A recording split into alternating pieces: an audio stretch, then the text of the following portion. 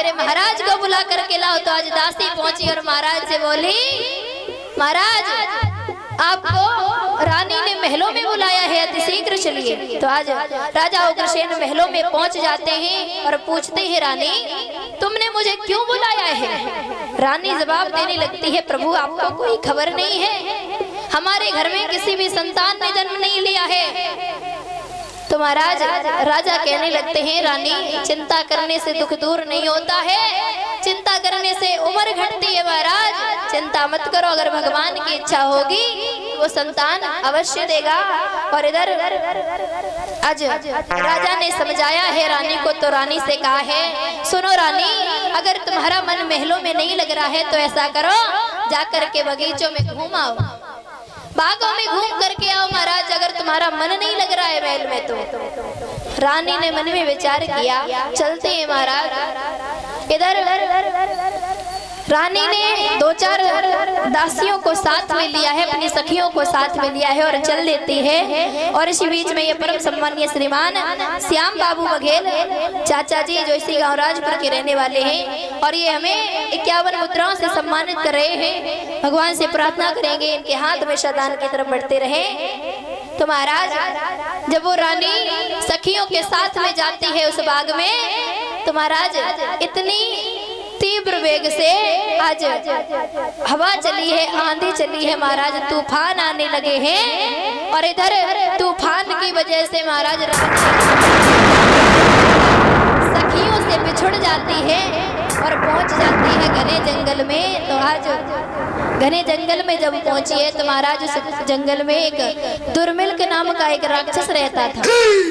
उस राक्षस ने जब उस रानी को देखा, जब महाराज पवन रेखा को देखा है, तो आज उसकी सुंदरता पर मोहित हो गया और राजा उग्रसेन का आज रूप धारण किया है। और रूप धारण करके आज पवन रेखा के सामने पहुंच जाता है और कहता है, रानी तुम यहाँ क्या कर रही हो?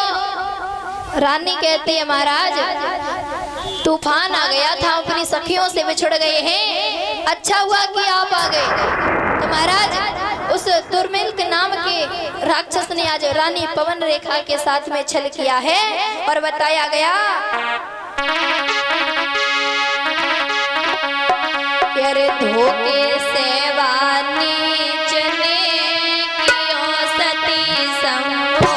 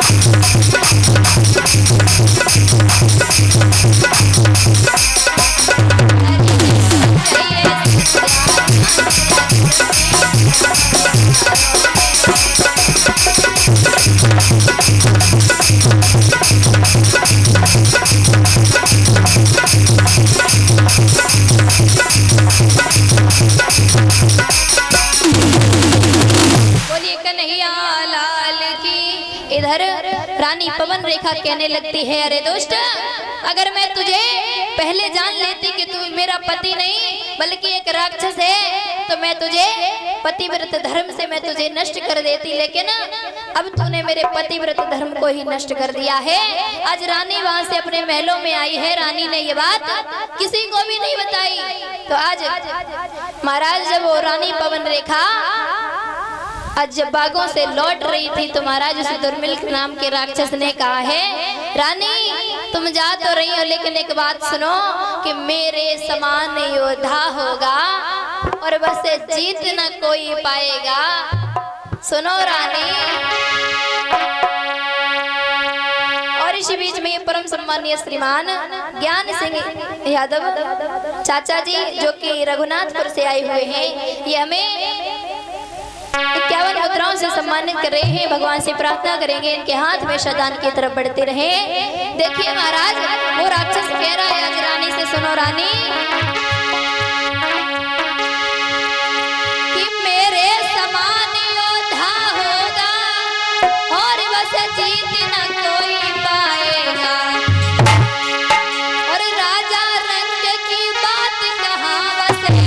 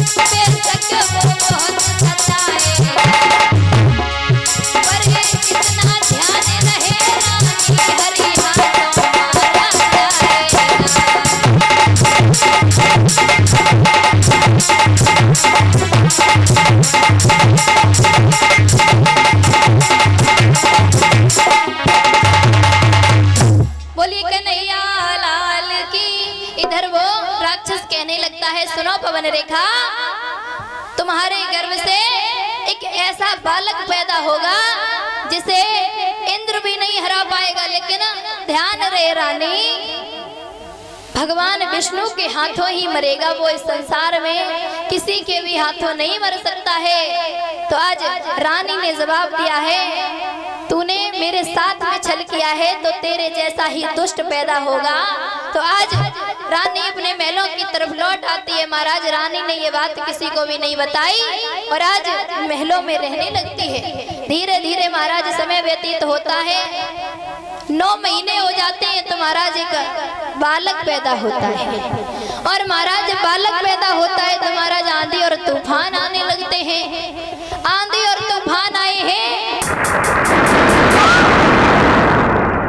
और महाराज जब आंधी तूफान आए हैं और उस बालक का जन्म हुआ है तो महाराज राजा उग्रसेन ने उस बालक का नामकरण संस्कार करवाया तो उसका नाम रखा है कंस। तो आज वो कंस धीरे धीरे बड़ा होने लगा है। जब महाराज धीरे धीरे बड़ा होने लगा है, बड़ा ही अत्याचारी है, बहुत ही आज अत्याचार करने लगा है। एक बार की बात है महाराज, मथुरा नगरी में कुछ छोटे छोटे बालक थे महाराज, उनके साथ में खेलने के लिए गया है तो एक बालक से बोला है, ये बता तुम क्या खा के आए हो? बोले मेरी भैया ने खीर बनाई थी। अच्छा, हम कैसे मान लें कि तुम्हारी भैया ने खीर बनाई, तुम खीर खा के आए हो? वो बालक कहने लगता है मान लो तो ठीक है, नहीं तो कोई बात नहीं। आज कंस कहने लगता है हम कैसे मान ले, ऐसा करो अपनी जीभ दिखाओ, अगर तुम्हारी जीभ सफेद होगी तो हम समझे कि तुम खीर खा के आए हो। तो महाराज जैसे ही उस बालक ने आज जीभ को बाहर किया है तो महाराज आज उस कंस ने तलवार निकाली और उस बालक की जिह्वा को काट लिया है। वो बालक रोता हुआ अपने माता पिता के पास में पहुंचा है और कहने लगता है, माँ हमारे मथुरा नगरी के राजा हैं, उनका पुत्र है कंस, उनके पुत्र ने मेरी जिह्वा को काट लिया है। महाराज कंस बहुत ही अत्याचारी है। एक बार की बात है, महाराज बालकों के साथ में खेल रहा था कुएं के पास में। एक बालक से कहा ऐसा करो, इस कुएं में झांक करके देखो। तो महाराज उस बालक ने कहा है, हम इस कुएं में झांक करके नहीं देखेंगे, हम गिर जाएंगे। कंस ने कहा है, इस कुएं में कुछ भी बोलो आवाज वापस आती है। तो उस बालक ने आज कुएं में झांक करके जैसे ही देखा है, कंस ने महाराज पीछे से धकेला मार दिया है उस बालक को। आज वो बालक उस कुएं में गिर जाता है। बड़ा ही अत्याचारी है कंस। महाराज धीरे धीरे समय व्यतीत होता है और कंस के चाचा हैं, उनकी पुत्री है महाराज एक देवकी नाम की। कंस की चचेरी बहन है देवकी, जिसे कंस बहुत ही अत्यधिक प्रेम करता है। तो महाराज एक दिन की बात है, कंस ने अपने पिता से कहा है, सुनो ऐसा करो, अब तुम बूढ़े हो गए हो, अब तुम ये राजपाट है ना ये हमें दे दो, और अगर नहीं दोगे ना तो हम छीन लेंगे तुमसे। जब इतना कहा है तो राजा उग्रसेन कहने लगते हैं, तुम ज्यादा बड़ी बड़ी बातें नहीं करने लगे हो कंस। कंस ने जवाब दिया है, ऐसा लगता है पिताश्री तुम बूढ़े तो हो गए हो, लेकिन साथ ही साथ तुम्हारी बुद्धि भी बूढ़ी हो गई है। कंस ने आज अपने पिता की एक भी बात को नहीं समझा और कंस ने आज पहरेदारों को जवाब दिया है कि तुम ऐसा करो सिपाहियों, इनको ले जाओ और जाकर के कारागार में बंद कर दो। महाराज जब उग्रसेन को कारागार में बंद करवाया है तो आज राजा कंस बन गया है। तो महाराज कंस के जो चाचा जी हैं उन्होंने भी समझाया, बेटा कंस मान जाओ, इतना अत्याचार ठीक नहीं है। जब चाचा ने समझाया है तो महाराज कंस उनको भी जेल में डलवा देता है। जेल में डलवाया है आज। तो महाराज धीरे धीरे समय व्यतीत होता है और आज भोजराज कंस आज राजा बन जाता है। जब राजा बना है और मंत्री को बुलाया है, मंत्री ये बताओ हम कैसे लग रहे हैं आज राजा बन करके। मंत्री भी महाराज कंस की तरफ ले गया और महाराज कह रहा है, बड़े ही सुंदर लग रहे हो, लेकिन महाराज एक ही चीज की कमी है। क्या? जब तुम्हारे पिता राजा उग्रसेन जब इस सिंहासन पर बैठते थे अपनी पत्नी के साथ में, तब महाराज बड़े ही सुंदर लगते थे। आपका ये सिंहासन सोना है आपकी पत्नी के बिना। ऐसा करो महाराज अब अपना विवाह कर लो। जब मंत्री ने कहा है कि महाराज विवाह कर लो, तो महाराज कंस कहने लगते हैं, मंत्री तुम्हारी नजर में कोई कन्या हो तो बताओ। मंत्री ने जवाब दिया है, ऐसा करो जो मगध के राजा हैं, मगध देश के राजा जरासंध, उनकी 2 पुत्रियां हैं महाराज, 2 पुत्रियां हैं जिनका नाम है अस्ति और प्राप्ति। तो उनसे ही आप विवाह कर लो, क्योंकि महाराज जरासंध ने एक शर्त रखी है, एक कुबलिया पिंड नाम का हाथी है, जिसे भी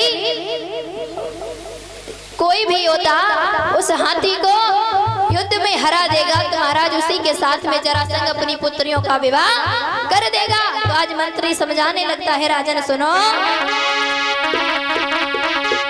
कि एक राजा की 2 सुकुमारी और दोनों चंद्र बदन उजियारी।